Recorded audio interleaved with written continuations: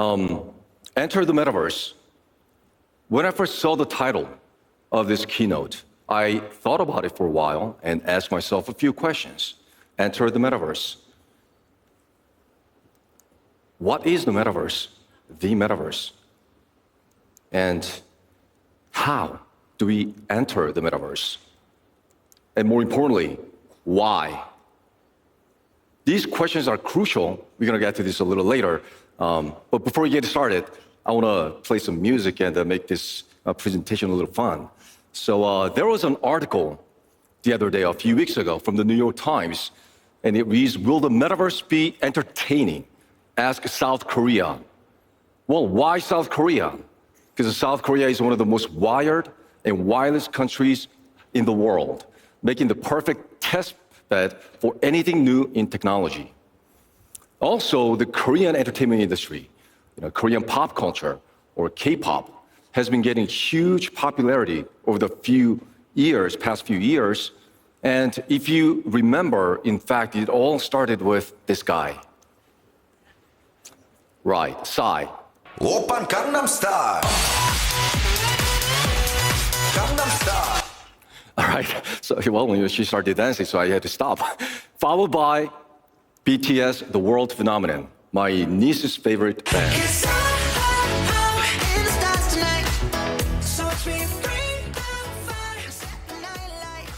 And now Blackpink. With a global presence, they are a Korean idol group, but with all these brands, ambassadors globally, they have this global presence now.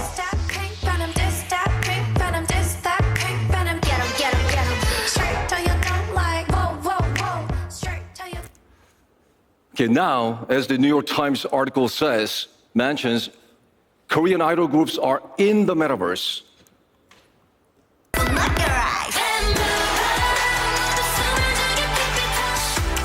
This group launched about 3 weeks ago and already has 15.5 million views on YouTube. Well, these are not real people. They're all computer-generated avatars. And also, there's a cartoon-like Korean idol groups right there. It was a survival, program.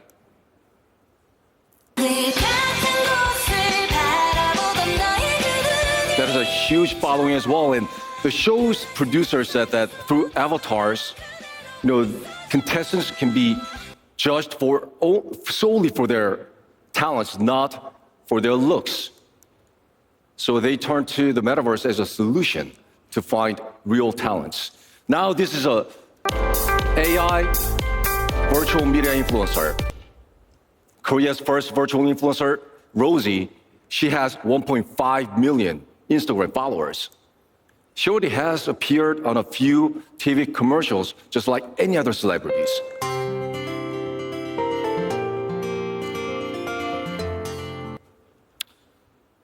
And Squid Game. Well, it was such a big hit last year. I traveled a lot, and everywhere I went, people were talking about this. So I watched it. It was a pretty good show.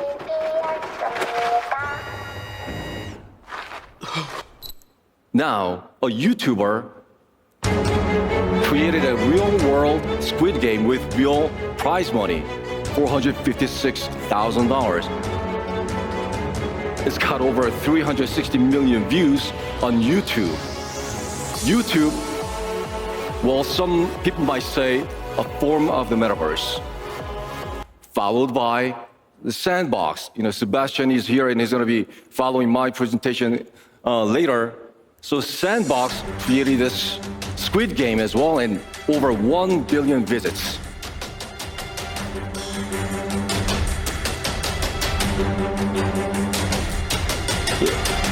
Speaking of Sandbox, this is a Roblox. I'm sorry, Roblox. Speaking of Roblox, I was having dinner with a couple of my friends the other day, and one of them has a 9-year-old son, and who said that, "Hey, Dad, when I grow up, I want to be a police officer." And Dad said that, "Okay, that's great. Then you have to be strong. Then you have to work out, on a regular basis and everything." And the son goes, "No. Dad, I want to be a police officer in Roblox, in the metaverse, there's a couple of rogue players out there, and I want to patrol around and make sure everything's right. So, this is how Gen Zs and next upcoming generation, Alpha, think, right? So we are seeing the blurring of lines between the real world and the virtual metaverse world. So what is the metaverse? Well, it started back in 1992 by Neil Stephenson's novel called Snow Crash. Protagonists in the novel go back and forth between the real world and the virtual world called the metaverse, hence the metaverse. Or some people say that we are already living in the world of the metaverse, through extensions of ourselves, right? The phone, watching YouTube, Instagram, and TikTok. Or some say it's augmented reality, or virtual reality, mixed reality, or extended reality. There are a lot of realities, right? It could be any one of these, or all of these combined, just like the movie in the Steven Spielberg's movie, Ready Player One.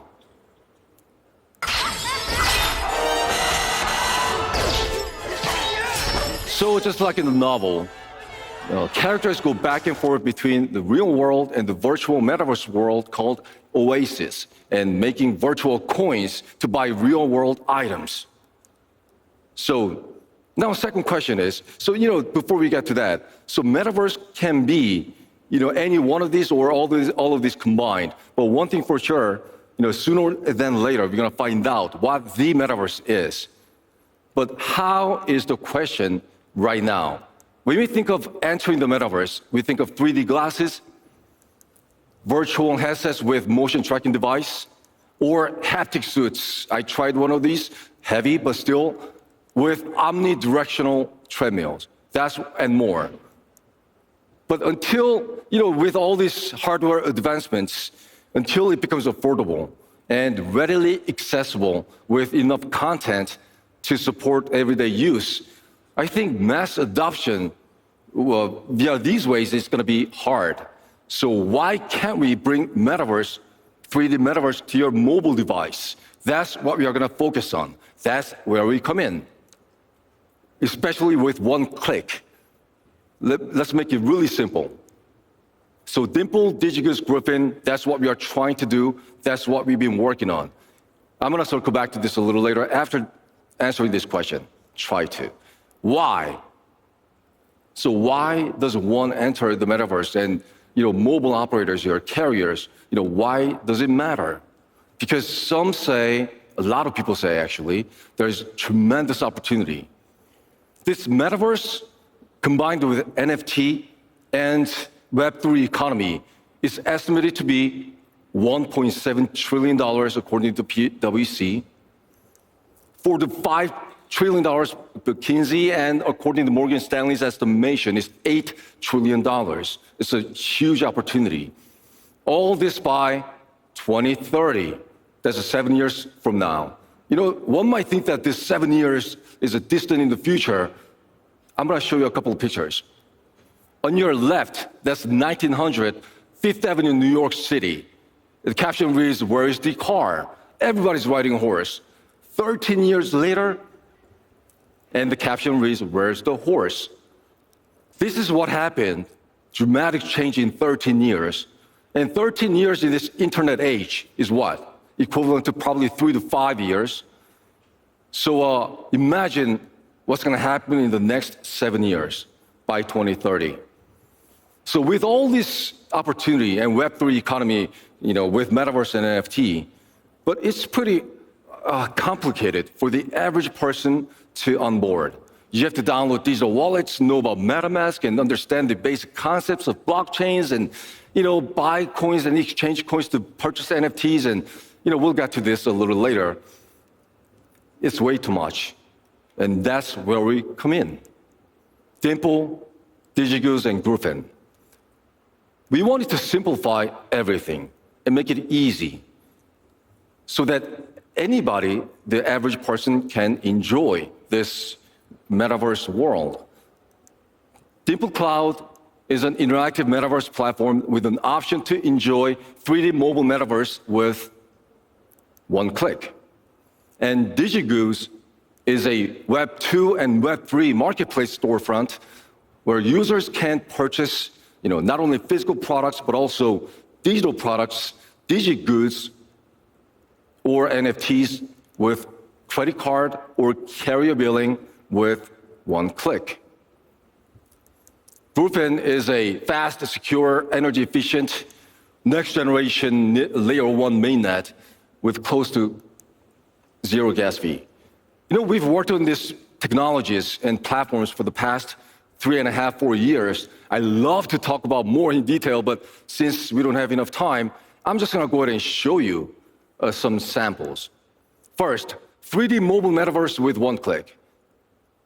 Now, we talked about Korean pop stars, K-pop stars earlier, right? What if they want to have this metaverse concert? I know metaverse concerts have been done before a few times, but in our case, you don't have to download anything. Post a link and click, then you are in, right? So artists like BTS on their social media post a link, fans will click on it and download.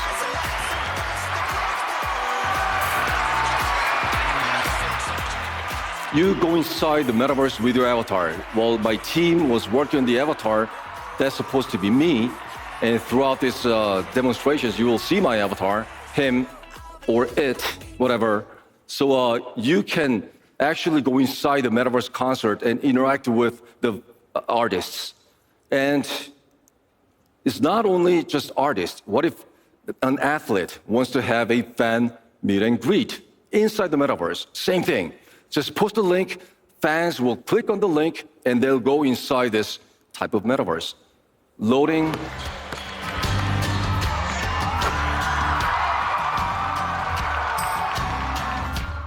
So inside this fan meet and greet metaverse, there was me, my avatar there. So you can watch your favorite athletes live stream, doing a little bit of one-on-one session if you hold a VIP ticket. So we make it really fun and exciting and gamify inside this fan meet and greet with one click.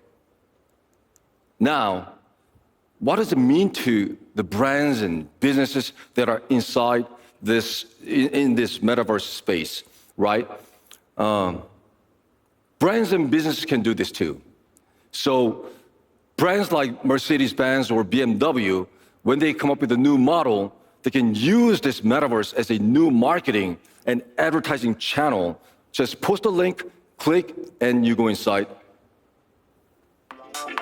Car racing like this.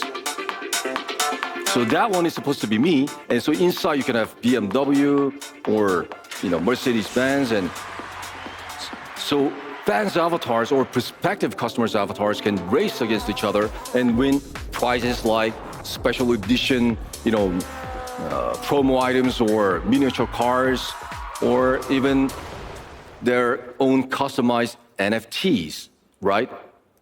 So NFTs, speaking of NFTs, is all about digital ownership. You own this.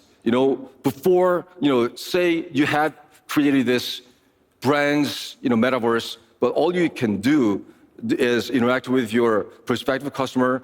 They come in, enjoy a little bit, they go out, that's it. But now with this, they have the incentive to come here and they customized, a vehicle as an NFT.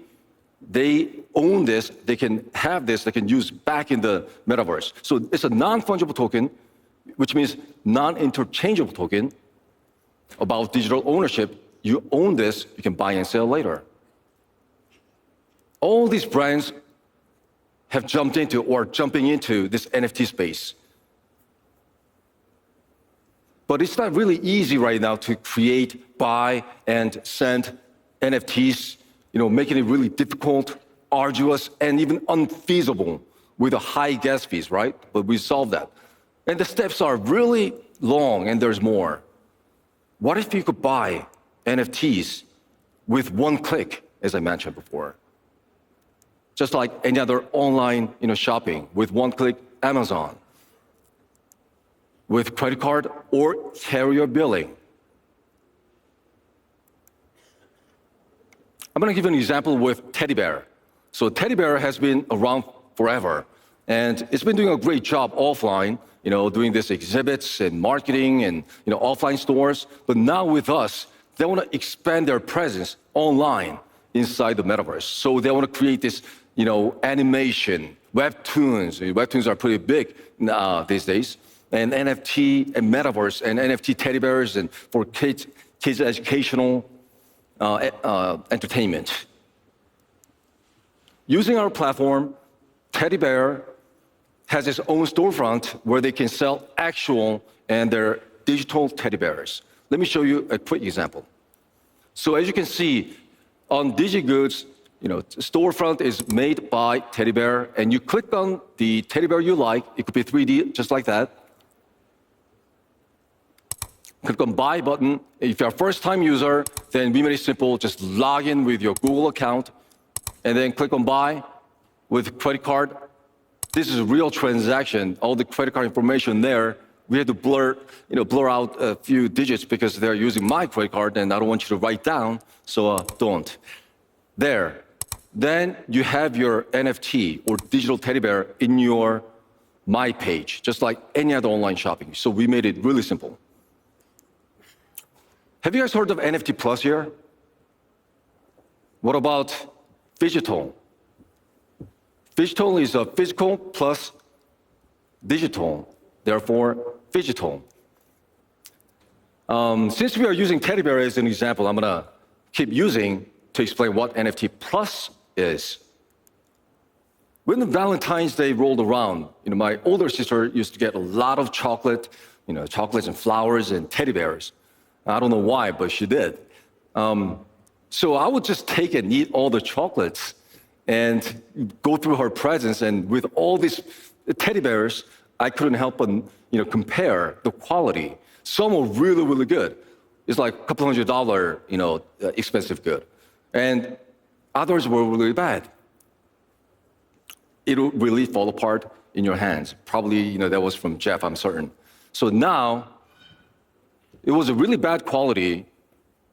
Here's a teddy bear with really good quality. And as you can see, there's a little QR code here. I don't know if you can see it, but anyways, with your phone, take a picture of it, scan it, then what you get is NFT Plus that goes with this teddy bear. And of course, it's an NFT, so it's got all this information, right? Contract address and hash and transaction ID and everything. But also, it's got that information: where it was made, when it was made, and who made it. Crucial. So, this NFT Plus, you can verify the authenticity of this teddy bear, right? So no more knockoffs. So using DigiGoods platform, businesses and brands can make their own storefront to sell and create their digital teddy bears or other items free of charge. Today, I'm happy to announce that we partnered with Bango, probably one of the largest mobile carrier billing companies in the world, for an easy digital goods purchasing experience on your phone. Bango works with over 200 telcos in 75 countries. So we, in those areas that do not have, credit card access to credit cards, we can take care of it with the carrier billing. Revenue source for a lot of mobile carriers. Now, speaking of NFTs, what do you do with them? Passive, just you look at them in your wallet, that's all you do. But what if you can use this inside this metaverse you're in? $200 billion industry, bigger than music, television, and movies combined. That's game industry. Now, if you can use NFT with one click inside the game or metaverse, that's huge. Let me show you. This is an action fantasy game. It's kind of the kind that Gen Zs love to play.